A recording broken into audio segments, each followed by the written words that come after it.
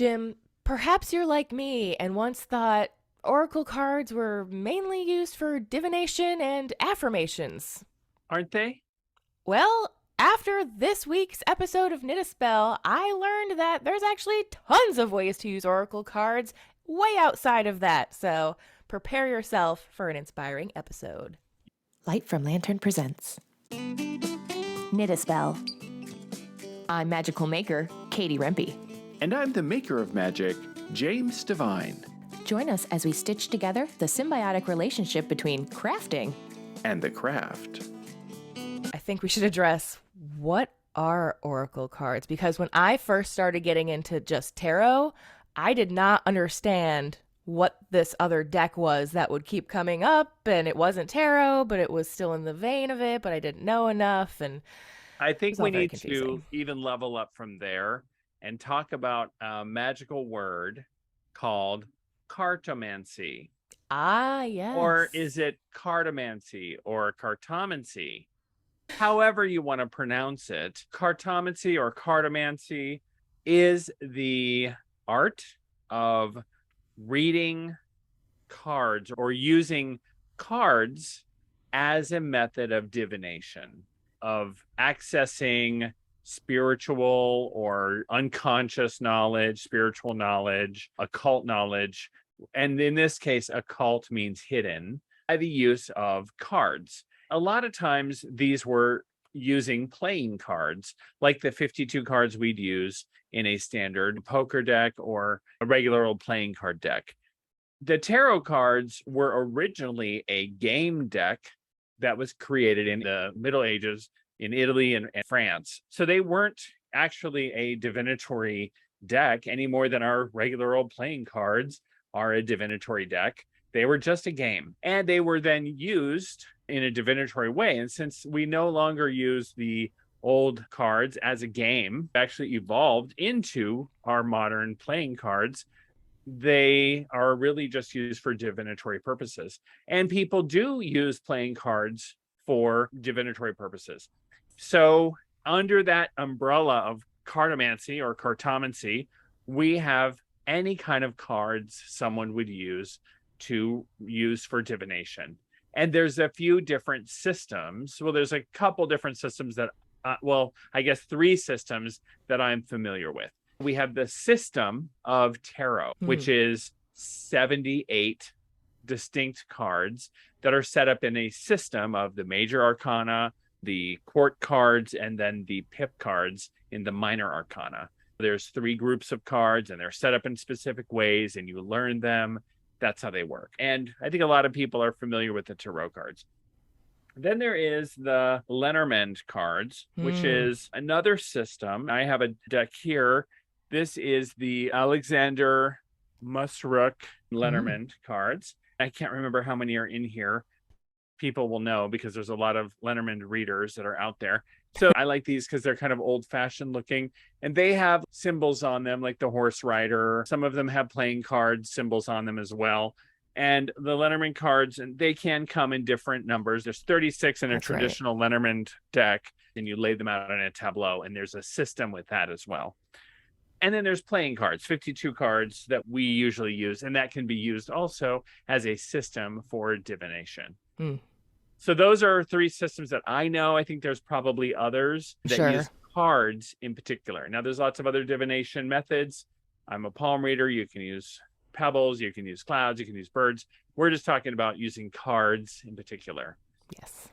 Now, if you're not using one of those systems, there are tons of other cards that don't fall into Lenormand, tarot, or playing cards. And those would fall under what I understand the column of oracle cards. So they're not classified as any other type of cards. And this is where anyone who has a great idea can devise an oracle deck. We had an oracle card creator, a few of them on. Hmm. We've had them on for a while. One of them is Raven Digitalis, who brought the Empath's Oracle. And so his Oracle deck is based on how many cards does he have? It's 40 cards. Right, an even number, 40 cards. Some people have 30 cards. Some people have 100 cards. Sure. However many cards there are, and his deck is based on this amazing art by Stintine Centine. Becks. And each one of these then has a meaning that's related to being an empath, activating empathic magic, cleansing mind, body, and spirit, awareness of cosmic influences are just a few of the examples of the meanings in his deck. And then he wrote what each of these means. And if you pull a card like choosing experiences wisely, number 17, you would look that up in his book and you would read about what this means. And so this is the oracle that he has created. We have others like by Monty Farber and Amy Zerner. They created the Intuition Oracle, which is based on Amy Zerner's artwork. And this is an amazing deck that is all about intuition. You have all of these different types of oracle decks that are based on each artist or creator's ideas on different ways to access intuitive or oracular information. And all of these are based on anything. You can have a fairy oracle deck. You can have a cloud oracle deck. You can have a Sir's Oracle deck, one we've used quite often. It doesn't follow the tarot system. It doesn't follow any system. Right. And when we pull something from that, what are some of the ideas that are in that deck? Oh, yes. So because this one is the Stitchers, it's not just limited to knitting or sewing. It has all sorts of things. So there's needle and thread, there's embroidery floss, there's mending, but also knitting needles and other notions on there. They're a really good way to use your creative or artistic style to create a divinatory system. Another example, my friend Mimi Pettibone, the dream detective, created the Enchanted Art Oracle cards. She just has amazing art, and on each of these cards is an amazing piece of positive advice. And it doesn't matter what card you pick, you are going to get an amazing piece of fabulous advice and probably exactly what you need. So you can pick a card and read the sentence, the phrase that's on the card. So on this card, I'll just pick one at random. This card says, oh, perfect. Listen to the messages of your dreams. And so if you pick this, what's the message for me today? The message is, listen to the messages of your dreams. Or perhaps you'd pick another one and it would say, oh, this is a good one. Don't push the river, let it flow. So these are really great cards that are a totally different take on an oracle. More of a like affirmation deck almost. Yes. Which leads me to asking, do you regularly use oracle cards yourself?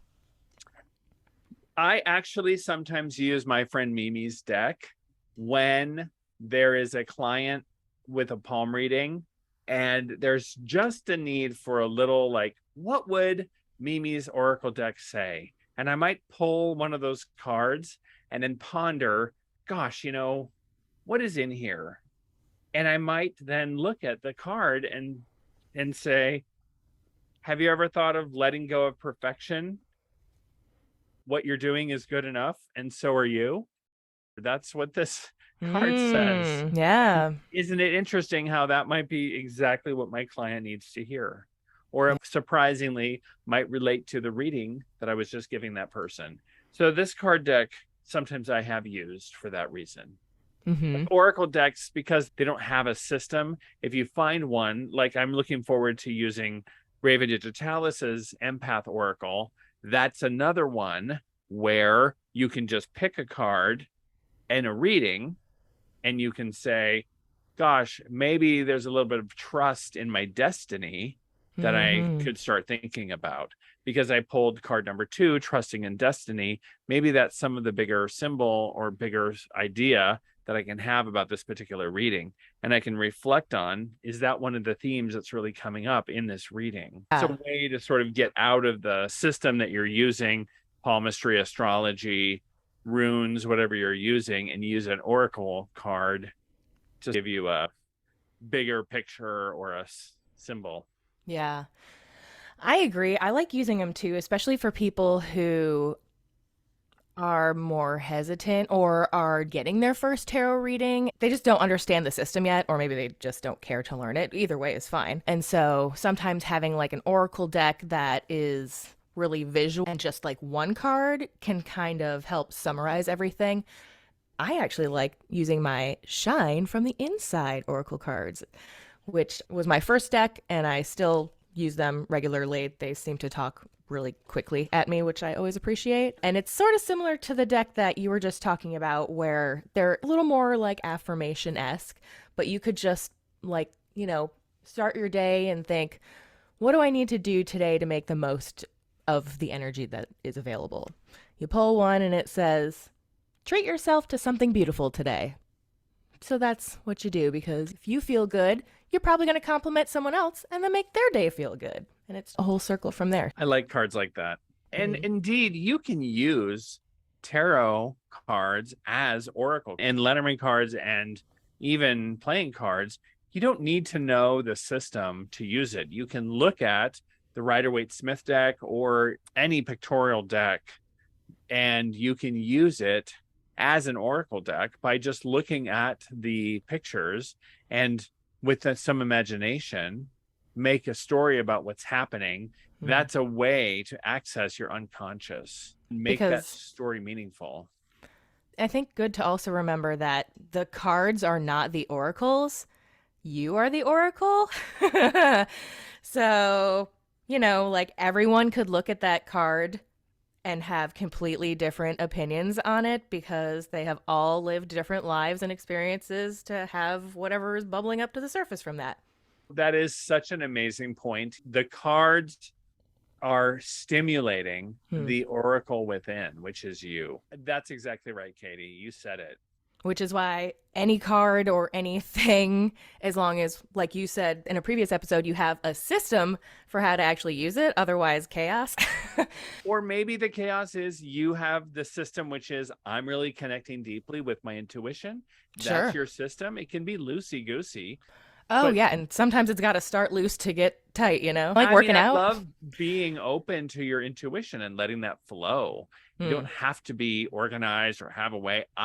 For me, that's how it works. I think some people just need to be anchored in something and then let it flow and let the words come. And I think that's why we wanted to do this episode, because it's easy to talk about using it for divination, just like pull a card and do that sort of a thing. It's very straightforward. The common ways to use cards is lay out a spread, pull a single card, read what the card means, reflect on it, move on with your day, or lay out a 3-card spread about past, present, future, or what I was thinking, what I am thinking, what I will be, or any kind of sort of 3 things: my unconscious, my conscious, my super ego. You could do it in a million ways. You can look up spreads for 1, 3, 5, 7, 9, 10, all kinds of different card spreads, and use these as a way to lay out oracle cards or tarot cards. You can do Lenormand tableaus or grand tableaus, and you can geek out on all those spreads. But I think what would be really fun is for us to also talk about other ways to Mm, use oracle cards beyond the card spreads. yeah, We can talk about card spreads all day, but you can also get that anywhere. right. There are ways to talk about using cards and crafting.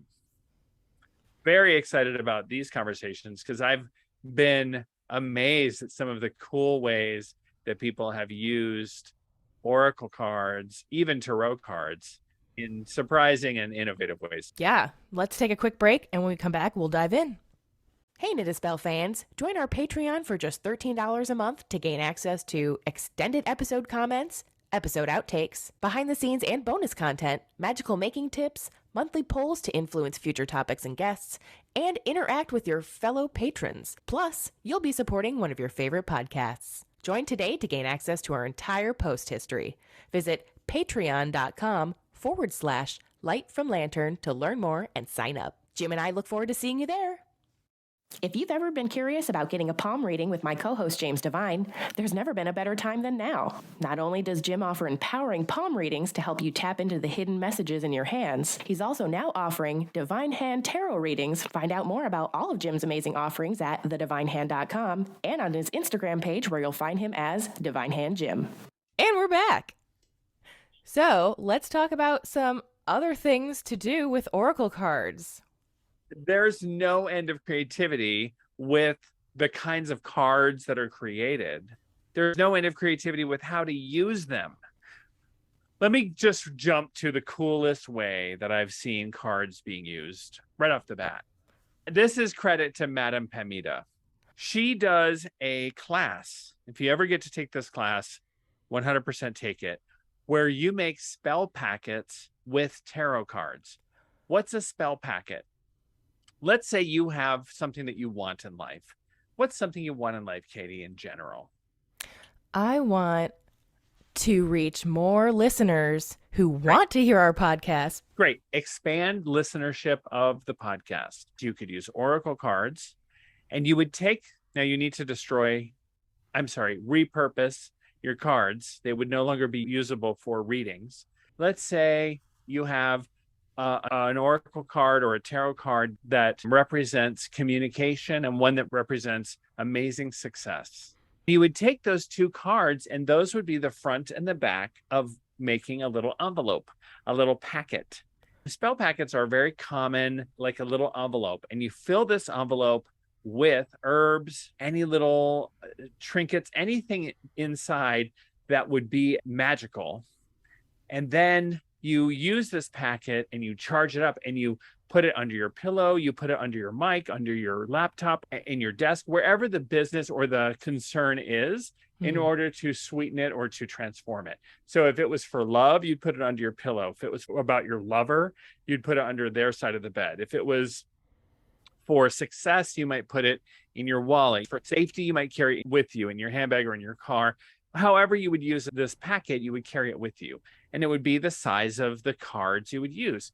So you would stuff these two cards together. You would make a little packet out of them with either washi tape, a decorative tape around the edges, or you would punch holes and sew them together. And inside you would put herbs related to communication.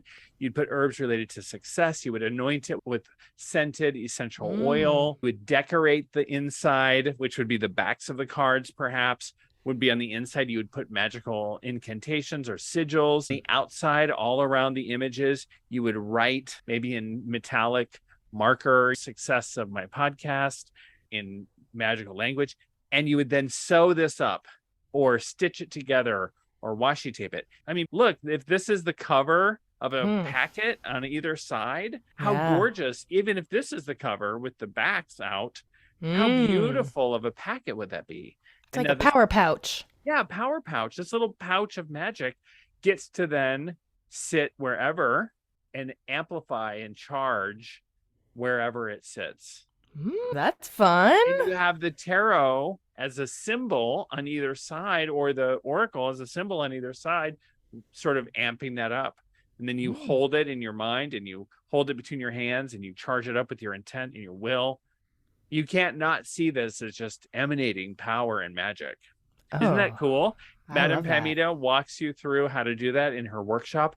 And she has all these old tarot cards from decks she's used over time, from giving tarot readings to hundreds, thousands of people.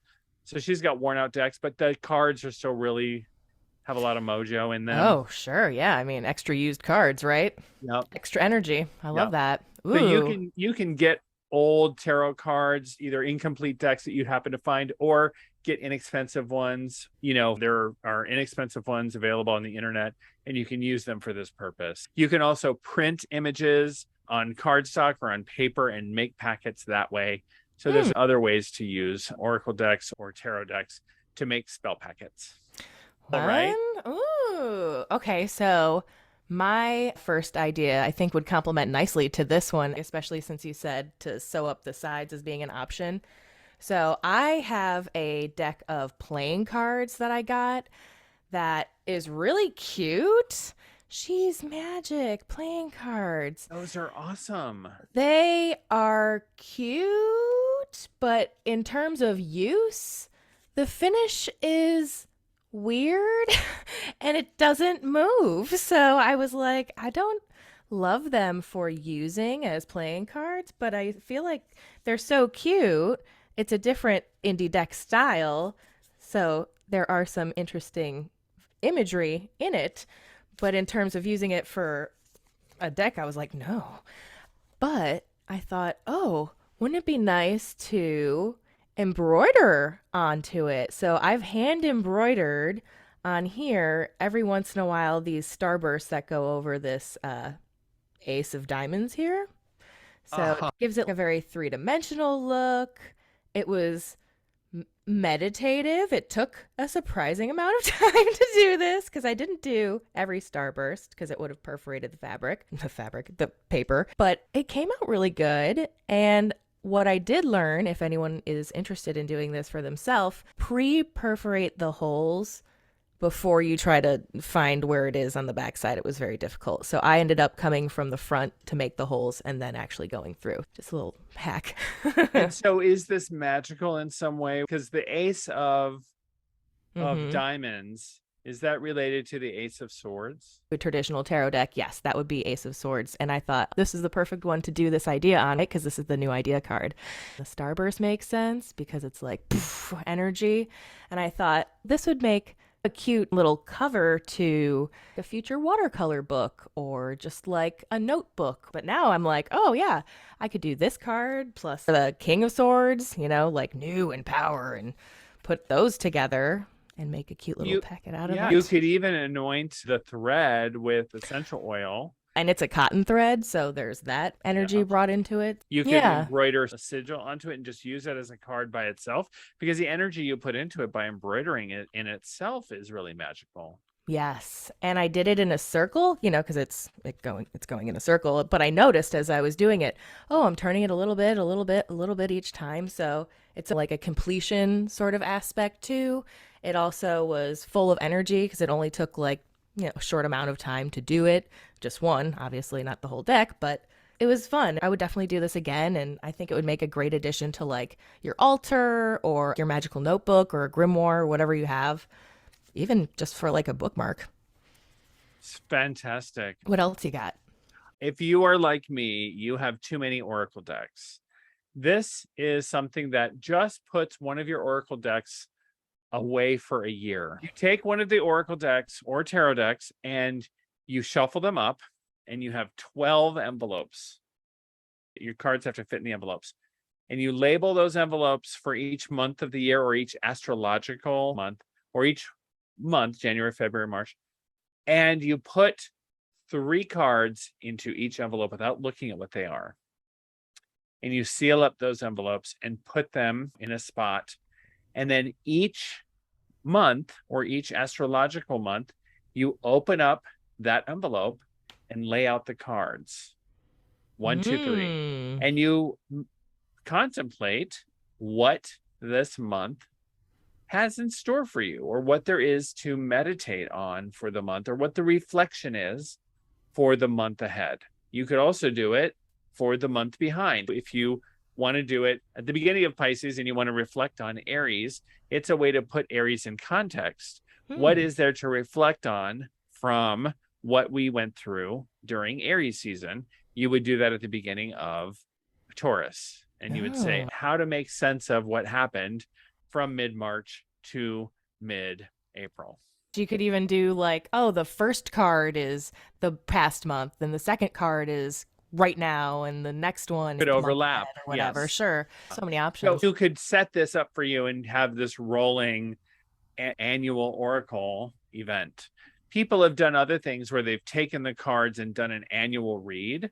It's a spread where you can do a year and look at each of the months or each of the astrological months and done a spread like that. This is a way to sort of have it already preset and then read the cards as they come along. Yeah. So that's a really cool thing to do. Now, the challenge for me is I forget to open the cards. And then I'm like, oh, shoot, I forgot to do that. Put some kind of reminder in your calendar or have a certain ritualized way to, okay, time to open the card and look at what's in store or reflect on what we did. So that's another thing to do. Oh, it's a great reminder of how fast time goes. What else do I do? Oh, so like I said, they're really great for journaling prompts. So let's say you're someone who likes to start your day with writing a couple of lines or ending your day, whatever, with that kind of a thing, but you're not sure how to start or you want a theme as something to write to. Pulling a card for that is a great way to go off of it, not necessarily going off of the fortune telling aspect, but more what's in the card, what's the season, what's the energy, what are the colors, does any of that relate to what's going on, as just another way to use them. Here's another idea, which kind of made me a little bit nuts when I read it, but I was like, if you're a person like us who has a lot of decks and maybe you're like kind of used to them, you know what I mean? A little stale. Or you have a deck that you're like, this doesn't shuffle well. I will never really use this. Or I'm not sure I love the art. Or you can not feel bad about destroying them or uncollecting them, breaking up the set. Repurposing. Exactly. Yeah. Or even if you have decks that you like that you're not intending to like cut up, you could just combine them together. Have you ever combined your different decks together? I mean, maybe not like 78, but like, a couple of smaller Oracle decks that are the same size.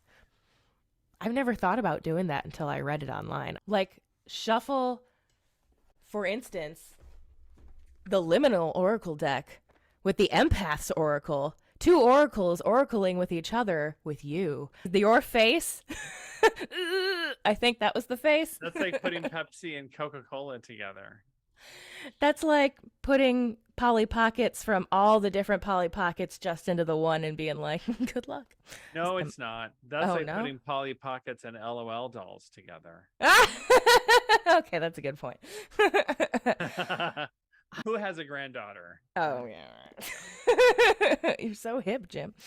I thought that was a really fun idea, even if you took them apart afterwards. I thought you were going to say cut them up and collage with them into a new piece of art. Oh, sure. That would be a great idea, especially if they're a little bit worn. They might actually offer more character in a piece of art at that point because they're a little bit worn. And plus, what a great way to display the cards that you have used so often. Or that are special to you. I could see being inspired by the art and then using that art, like for you, using the Hermit or pieces of the Hermit card and using those elements in art or pieces of it in different types of art around your home. That could be a lot of fun to do, especially if it was blown up or different aspects of it.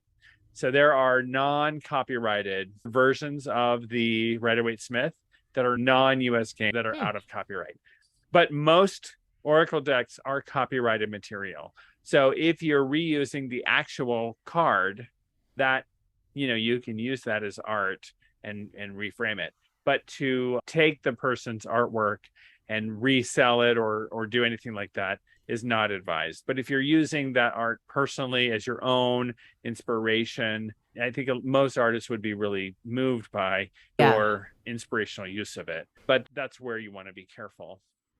It would be like them buying the pattern and then reselling it afterwards. Just think about what you're doing, but if it's for your own purpose, then go for it. We used to play a game with the Rider-Waite-Smith tarot deck. Since everyone knows those cards, we would use those cards as a game. We would do this sometimes at our Yuletide. Maybe there was a few drinks involved. No, what? Yeah. I'm going to use one of these Oracle cards as an example. You put the card on your forehead, and it kind of sticks to your forehead if it's a warmer day or if you have glasses. And everyone else in the room gives you a reading. You don't see what the card is. So let's say it's the Fool card. They don't tell you what the card is. They just give you advice or admonishment or things about that card. And then you, as the querent, have to guess what card it is. Uh, We used to call it witch's poker, and it was always a lot of fun. We laughed pretty hard. Oh, what Pretty a fun fun way. and a really fun way to learn your tarot. Yeah. Harder to do with oracle cards since it's not an established system that people know. But if everybody were familiar with the deck, True. yeah, that's one thing, I suppose. Right. So obviously, I love to use cards that were made to be oracle cards as oracle cards. However, as we discussed earlier in the episode, I have found, like, duh, every card can be an oracle card or whatever. The cool thing about oracle cards is you don't have to only use someone else's oracle cards that you buy. It is amazingly, I mean, maybe surprisingly accessible to make your own. Yes, I agree. You can take index cards and a pen, and Just that easy. you don't need anything fancy. If you can think of 5, 7, 9, 10, 13 symbols, that's all you need to make your own oracle cards. You can probably sit with your neighbor, with your kid, with your nephew, with another friend, and think of 15 animals or 15 insects or 15 types of plants or 15 types of weather patterns. And those can just be written or drawn in a very simple manner on the oracle cards. Maybe on one side you have a simple picture or symbol, and on the other side you have a quick little description or word.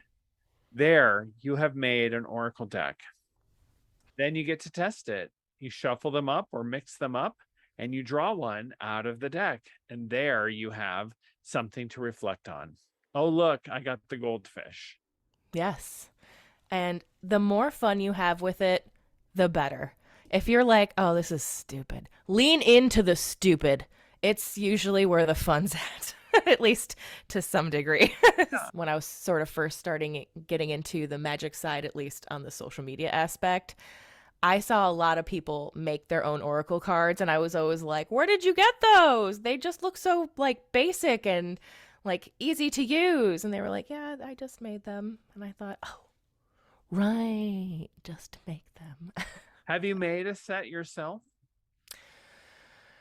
Yes, I have drafted some, but I've never actually used them. So they were just ideas that I was like, one day.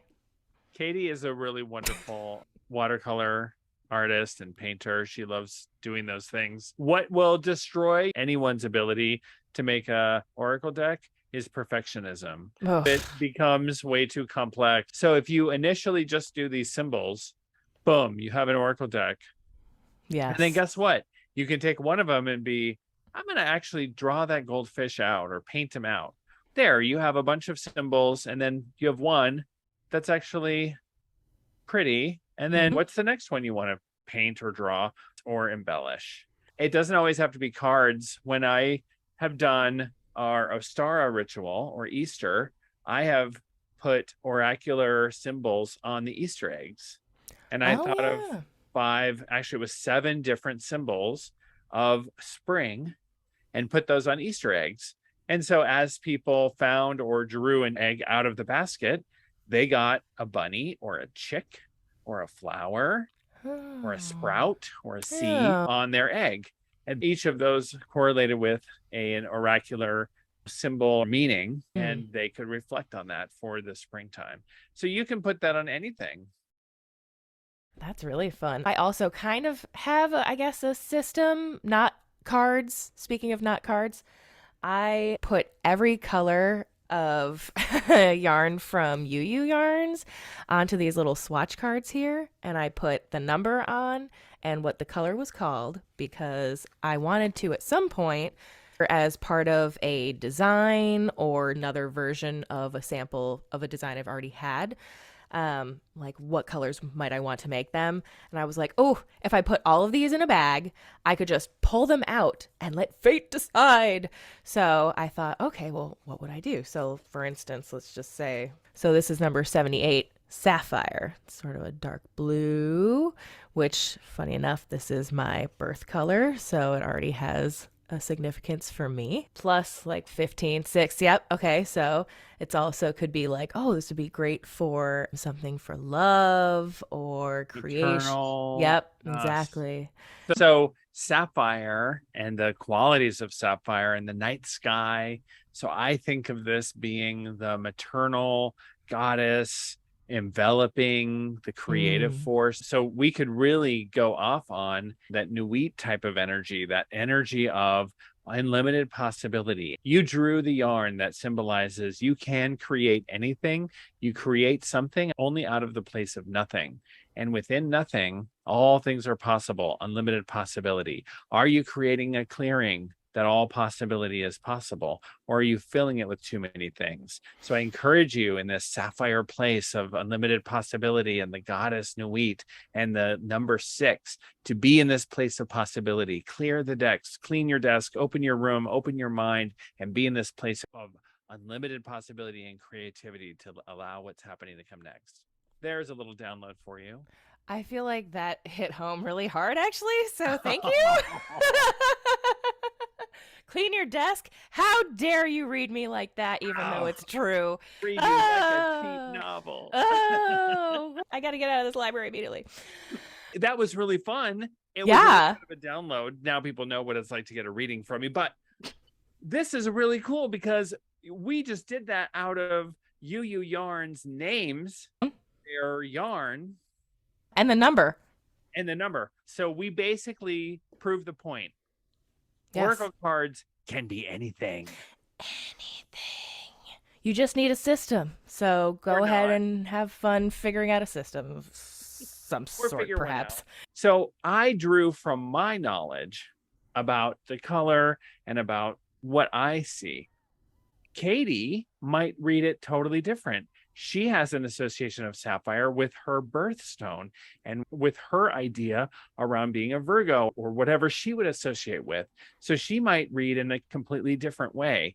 These are all beautiful ways to read, and how an oracle card, an oracle read would draw from each person's experience. That was a James Divine read and the oracle of James Divine. An oracle read from Katie would be just as fantastic and just as relevant to the person she was reading, which would be me, which might Right. be get your ass in gear and launch your damn course or something else. The only one who can be the, person setting the way is you. Right. Did you just pull one of these cards? Yeah. I don't feel like I was as articulate as they usually are, but you know what? You should pull one just to wrap us up. I guess what I might have said would be follow your dreams and help will find you in unforeseen ways. Those cards are so good. Oh, well, I hope we've inspired our listeners with our Oracle talk today, and perhaps some of them have ideas that we didn't think about, and you could reach out to us with those ideas at knitaspellpodcast@gmail.com or by visiting knitaspell.com and using our contact form or our Instagram page. I think these are the only ways to use Oracle cards, and if you use them in any other ways, that's it. Yes, please Just direct your kidding. beef to at Divine Hand Jim on Instagram. His personal phone number. That's right. And his address can be found in the show notes. To correct us or add to anything that we said here, I totally want to hear. How do you use Oracle cards, tarot cards, cards in general, outside of laying down a spread? I want to know. Yeah. Share it with us. We would love to share it with everyone else. Yes, indeed. All right, everybody. Until next week. Jim, it's been a pleasure as always. I can't wait till next week. All right, everybody. We'll see you then. Ciao. Thanks for Thanks for listening. If you enjoyed the show, consider sharing it with a friend, leaving a review on iTunes and Spotify, or following Knit a Spell on Instagram. You can also subscribe to the Light from Lantern YouTube channel to enjoy full episodes of Knit a Spell and see our happy faces. You can also learn more about readings, classes, and events going on with your favorite maker of magic, James Divine, by visiting thedivinehand.com and subscribing to his newsletter. Then follow Jim's fun and interactive Instagram account at DivineHandJim. Keep up with Katie, the magical maker, by subscribing to her newsletter at lightfromlantern.com. You'll even receive a free knitting pattern as a thank you gift. Then follow Katie on Instagram at lightfromlantern for even more magical making tips. See you next week.